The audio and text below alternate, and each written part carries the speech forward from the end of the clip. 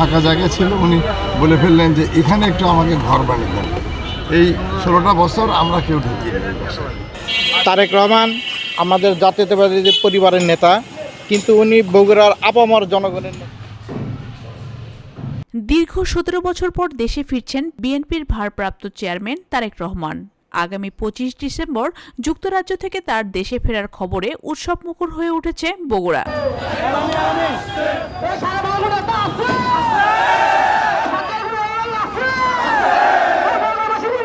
এই উপলক্ষে বগুড়া শহরের সূত্রাপুর রিয়াজ কাজী লেনে তারেক রহমানের ব্যবহৃত বাড়িটি নতুন করে সংস্কার করা হচ্ছে।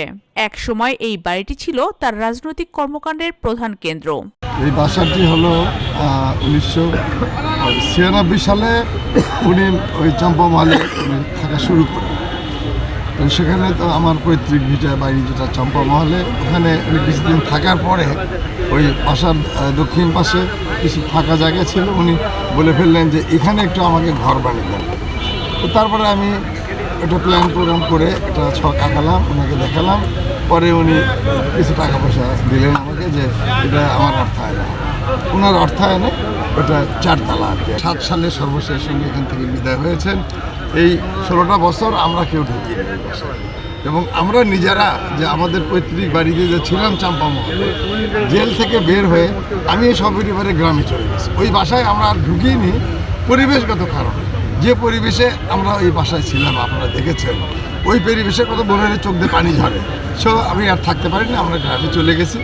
তো এই 16 বছর পরে আবারও তার বাসাটা থাকার মতো উপযুক্ত করার অনেক জীর্ণ শীর্ণ হয়ে গেছে, অনেক কিছু ভাঙাচোরা, এই জন্য এগুলো রং চিন করছে না। উনি তো এটা ওনার বাড়ি, উঠবেন তো বটেই, তবে সরকারের কিন্তু একটা বিশেষ কোনো পদে গেলে তখন কিন্তু হয়তো আর ওইভাবে।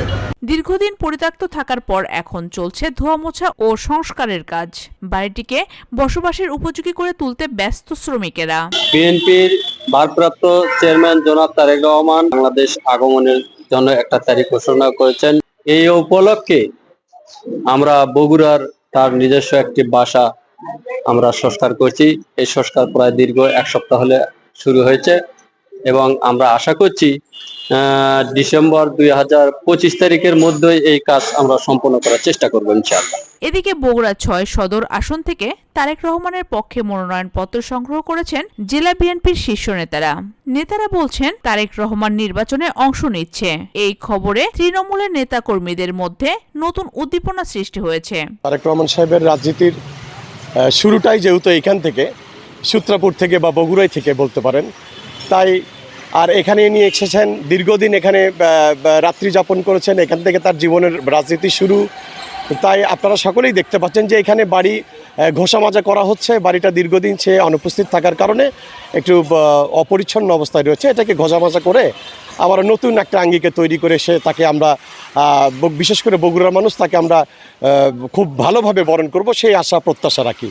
আর সবচেয়ে বড় যে বিষয়টা আমরা আশা করছি সেটা হচ্ছে ইনি বাংলাদেশে বীরের মতো একটা প্রত্যাবর্তন করছেন এবং বাংলাদেশের 18 কোটি মানুষই তাকে স্বাগত জানানোর জন্য প্রস্তুত। তারেক রহমান আমাদের জাতীয়তাবাদী পরিবারের নেতা, কিন্তু উনি বগুড়ার আপামর জনগণের নেতা এবং বগুড়ার আপামর জনগণ ওনাকে ওনাদের অভিভাবক, ওনাদের নেতা হিসেবে মানে। তো উনি দীর্ঘ 1.5 যুগ পরে দেশে আসছেন। বগুড়াবাসী অধীর আগ্রহে অপেক্ষা করছে ওনাকে বিপুল ভোটে বাংলাদেশের প্রধানমন্ত্রী নির্বাচিত করার জন্য।